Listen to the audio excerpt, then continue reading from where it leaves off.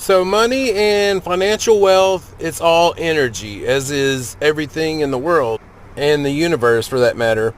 It's important we got to understand that we're in a relationship with money. The more we're trying to resist and grab on and hang on and hold on to the money, the more the resistance builds up and actually slips further away from us. If you ask some of the wealthiest people in the world, they don't really even know how much money they have. They just spend money and keep going. The whole thing is they understand that more is coming in. They don't identify with it. In other words, money will begin to trust you as you can let it flow. See, it's energy, so it wants to flow. So if you take money and you stuff it under your mattress or in a shoebox or something like that, this causes very much distrust.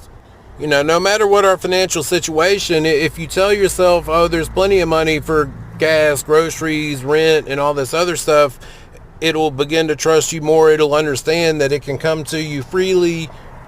It goes back to the principle from yesterday. If you're always saying, oh, I don't have enough money for this and that, life will further try to prove that to you. So it's better when we flip it around, that way life can prove that there is plenty of money, in other words. So this is where, later I'll get into manifesting lives and attracting the energy we want to us.